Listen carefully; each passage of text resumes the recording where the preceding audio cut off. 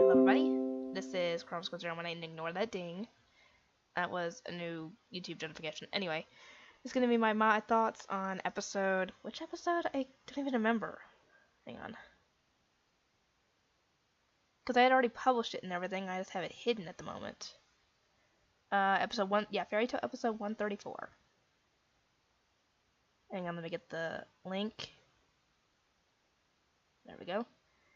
Anyway, yeah, I would have gotten Fairy Tale finished today, but while I was recording for episode 162, I got like halfway through the video, and Mom and Dad showed up with my sister and my nephews. I have to watch my nephews for I don't know how long, because they have to go to Louisville to find out, I guess. I would assume to schedule the appointment, or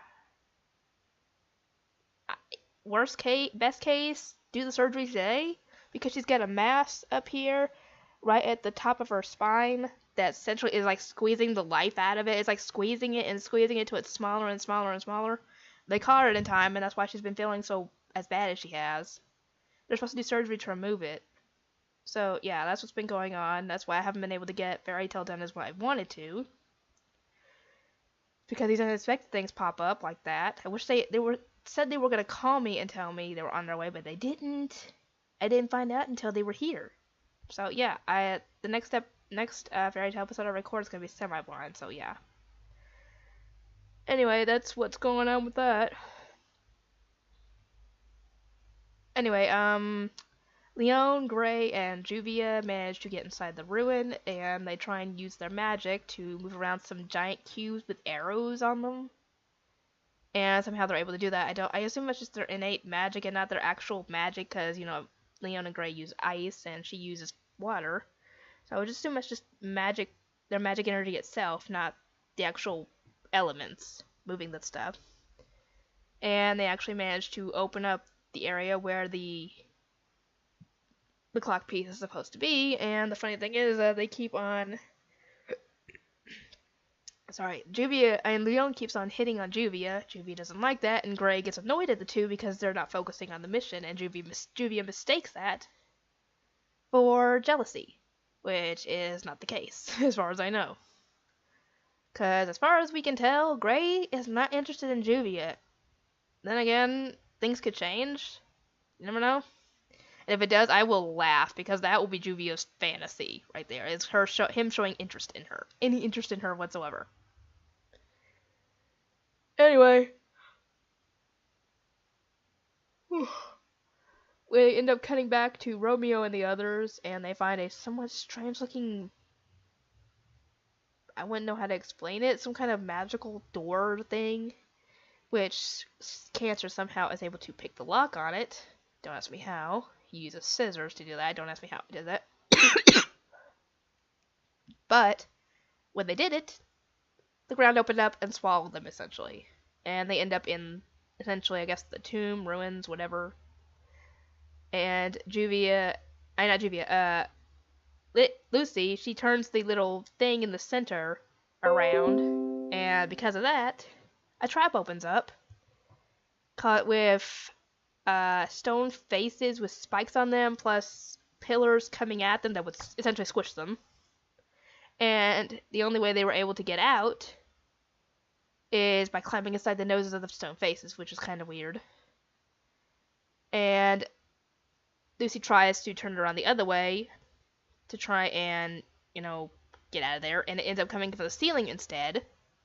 But the bad thing is that they can't climb in the noses this time because those are closed off.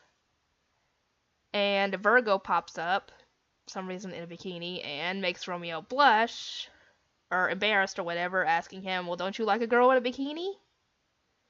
And Virgo opens up a hole for them to escape through.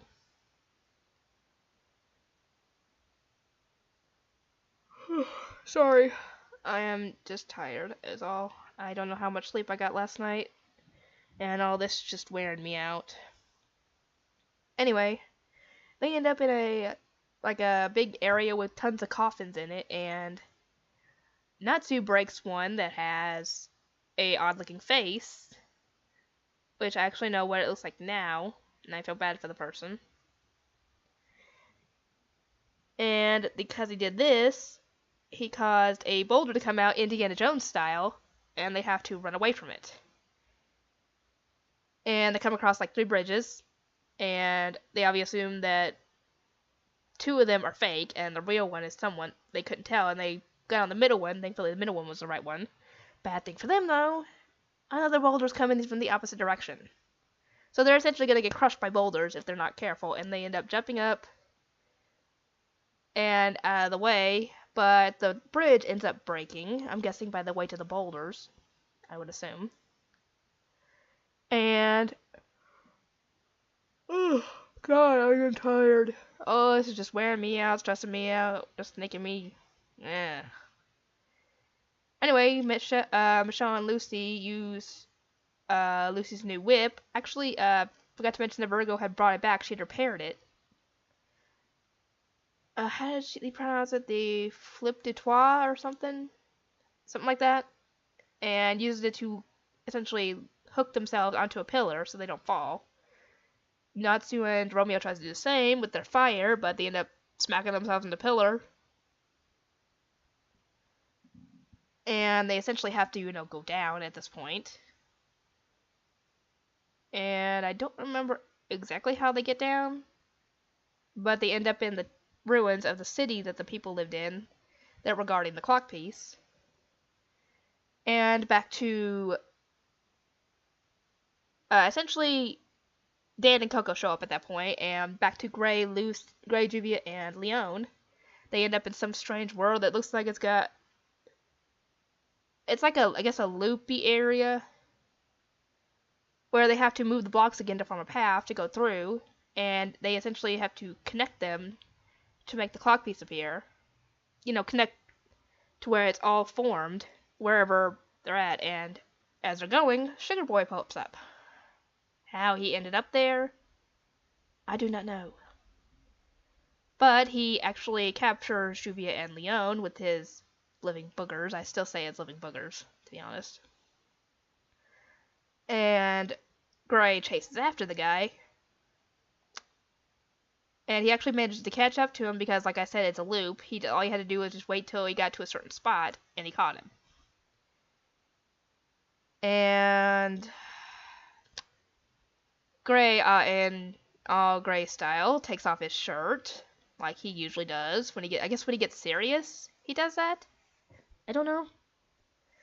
And the very creepiest and funniest thing happens. Maybe not the funniest thing, but the very creepiest and most awkward thing happens. Sugar Boy starts to form either a crush or fall in love with Gray. It is very creepy. I'm like, poor Gray, he does not deserve this. First it happens with Juvia, then Sugar Boy. Who else is gonna end up falling in love with him? And yeah, because they form the bridge, completely, the clock piece appears, and the 2 of them try and get it. They actually catch it at the same time, which transports them back to the start where they were at. The start of the ruins. And Juvia and Leon are trying to figure out how they're going to get out of the blobs they're in. And Leon was saying, oh, if I end up stuck in here forever, at least I'll be with Miss Juvie. And I'm like, really? She's not interested in you. She's interested in Gray. And Leon gets them free by taking the stance of the iced shell, but just using it to release his magic power, which, freezes the boogers, and they get out. And, well, things are awkward with Gray and Sugar Boy at this point. Very awkward. And when Juvia and Leon pop up, they all attack the guy and knock him out, and they end up with the clock piece. And like I said, this is very awkward and cringy. Not really cringy, but creepy. Because you would think that... I never would have guessed that Sugar Boy was interested in guys. And Gray even stated that I'm not into guys. So yeah, so sorry for Sugar Boy, but bye-bye. No love for Sugar Boy, at least from Gray. So we know that Gray is not gay, he's not bisexual, because that would mean he's interested in guys and girls. So either he is straight, or he probably doesn't know. He doesn't really have any interest, so maybe I don't know. Maybe he's asexual? Who knows? We'll find that out at some point in the future. Don't worry. I'm sure. Anyway, that's all I have to say on this episode. I hope you guys enjoy the reaction, and if you enjoy them and you haven't already subscribed, feel free to do so, because I'm going to be continuing with the show, even when I get through it and get to Fairy Tale 2014. Anyway, see you guys next time.